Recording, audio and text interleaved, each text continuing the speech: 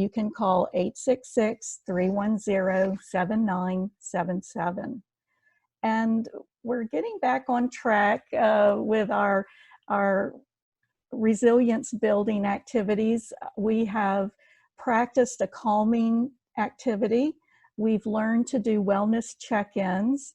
We learned about fostering a healthy outlook last week, and we're going to continue that discussion today about ways to increase your healthy thinking, which includes your healthy outlook. And today I'm going to apply that to relationships and accepting change, which we've all been challenged with through this ordeal. And so today we're going to talk about guarding our thoughts, the relationship stress and disagreements that rise from stress during a difficult time. We're going to focus on accepting change and role changes at work and at home. But first, we're going to hold everything and we're going to take a mind break. So I invite you now to get comfortable in your chair. As you know, I don't ask you to close your eyes or lay down or sit on the floor with your legs crossed or anything like that. We can practice this calming activity and this wellness check without having to change where we are, the room we're in. We can just get comfortable in our chair. If you're standing, please find a comfortable stance where you feel supported. You might want to lean against the back of your chair or lean against a wall. And first thing, I'd like you to notice the support of the floor under your feet. Feel how supported you are by the floor. Feel the support of your chair. Notice the type of chair that you might be sitting in or the type of floor you're standing on. Then bring your attention to the room or the space where you are. And I'd like you to don't have to say it out loud, but I'm going to because I'm leading. But I notice that the sun is shining through my window. It's a sunny day. I notice that the ceiling fan is spinning, and I can feel the breeze from the ceiling fan. So notice what you feel. If there's a breeze, or if the chair or the countertop where you are has a special texture to it. And I'd like for you to notice what you hear. Maybe there's sounds of traffic, maybe there's a clock ticking, maybe there is a fan blowing, and then bring your attention to any scents or smells you may have in your room or where you are. Just take in all of the 5 senses of where you are right now. And this is a calming activity that brings us to the present, to where we are, and focuses our attention right here and right now. Next, I'd like for you to practice the deep breathing. We're going to take 3 deep breaths together. And this is the type of breathing that we discussed. You place your hand on your abdomen, and you can feel your abdomen pushing your hand out as you take an inhale and falling with your abdomen as you exhale. So inhale, 1, 2, 3, 4. Hold it, 2, 3, 4. Exhale, 2, 3, 4.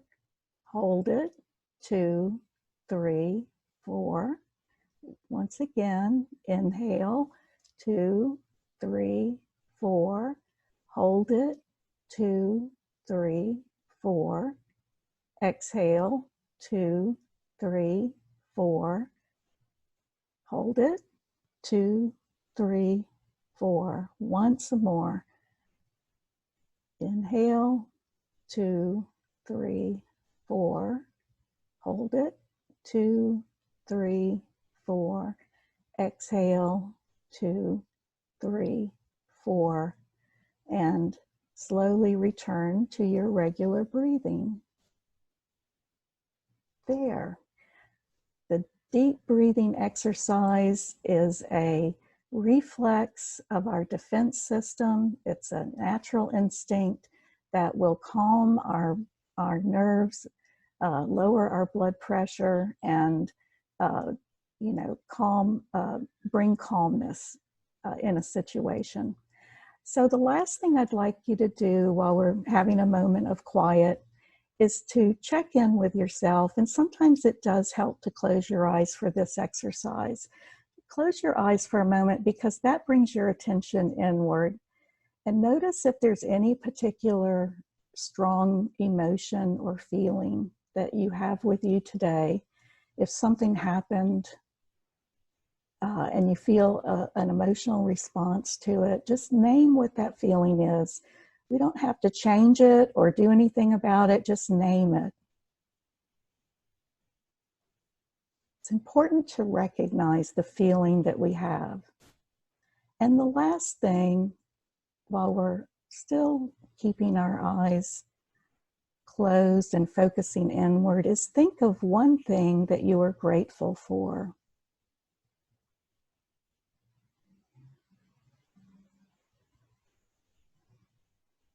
There. So we completed all 3 activities: calmness, deep breathing, and a wellness check-in. And it really does help to prepare us to learn something new about resilience today. And I do hope that had a calming effect for you. So moving back to I love having my PowerPoint because I'm a very visual person, and thank you for, letting me use my prop here. So the first thing that we're going to talk about today is a continuation of guarding your thoughts. Last week, it was more about our internal dialogue and the thoughts that we have about ourselves and about how we're doing and any criticisms we might have. Those kinds of thoughts that either build you up or pull you down. Today, we're going to focus on guarding thoughts that arise when there's pressure on your relationship during a crisis, and how those thoughts can pull us down within our relationships. So we are going through a time of loss of closeness and contact with our social circles. We may be feeling more conflict and tension toward others. And it's very common and normal to feel sensitive or more sensitive than usual to being ignored or criticized or rejected at this time. And these types of thoughts are often associated with pulling us down or affecting our relationships.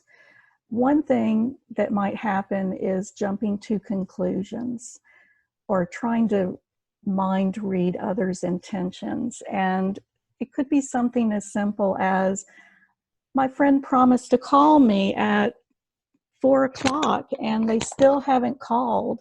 They must not care about me anymore. Or they're too busy to keep their word and give me a call. This is what jumping to conclusions looks like or sounds like, or trying to read the mind of your social connections. If you begin to feel hurt, rejected, or ignored, check in with yourself to see if maybe you have all the facts. And, if you think you might be jumping to conclusions, take a step back and say, well, they didn't call like they promised, but I really don't know the reason for that. And I'll just wait until I can find out what happened. Taking a step back relieves our sense of being ignored or being rejected. And it also gives time for that for the facts to come out. Secondly, we might take our feelings too seriously or literally. In a crisis, our emotions are heightened. We talked about how our mind seeks to protect us by warning us of dangers, or maybe overgeneralizing fear and anxiety. And this can also happen with relationship feelings of being ignored or being criticized, or feeling lonely and feeling rejected. If we take our feelings too seriously or too literally, they hurt, and you can't take that away. There's pain with loneliness and solitude at times. However, letting your thoughts go into a mindset of I'll always be alone and nobody cares about me, is that type of thinking is going to bring you down further. So to build resilience, we take a step back from these strong feelings that we're having, and we ask ourselves, is that really true? Is it true that I'm going to be alone forever? Or is this temporary? Or maybe that person is just really busy right now, and something unexpected came up for them. The third thing that we do with our thoughts about our relationships is we perceive things that happen as being entirely good or entirely bad. And so we do this to ourselves, but we also do this to other people. And I want to, and so we need to be careful about labeling someone all good or all bad. So I'm keeping an eye on the time. I want to talk about disagreements based on what you expect from others, and how it might be different from your relationships, and how these feelings are intensified by stress. The problem is not inside you or the other person. This is a key concept that's very important to remember. So if you thought that a problem was inside of someone, you might approach them and say, your problem is, whereas if you were seeing the problem as being outside of the person, you would say the problem is. Say the dishes need cleaning. A internalized problem would be communicated as you're lazy. You know, this is a quality that you have, and you're not going to clean the dishes. These types of things immediately put people on the defense. Another thing would be, you never help me. But the problem is actually, there's a lot of work to do, and we're both very busy. And finally, you know, we may have we may be feeling that our stress is making us more irritable, and we might manifest that as other people being the problem and saying everything that person does annoys me. But the way to get around that is to take a step back and realize it's not the person, it's the problem, and brainstorm possible solutions without deciding if they're good or bad, and come up with some solutions that you could do, or that you and your friends could do together, your spouse, and that helps manage your disagreements. So we are living through this time of change. I am going to save this slide for next time because we're getting closer to the end of the half hour, but acknowledge the feelings that you have about the changes, and it's okay to acknowledge that they're unpleasant, and your change may also include losses, and some of the feelings you might be having are grief. As we end today, in my piece of the toolbox, I'd like for you to take away with you something that you could do during the next week that would increase your chance of building a resilient outlook. Did any of the ideas I shared with you today resonate with you or sound like something you'd like to put into practice? Well, I encourage you to do so, and I look forward to seeing you next week when Powell will be holding a more private and open group to discuss these issues.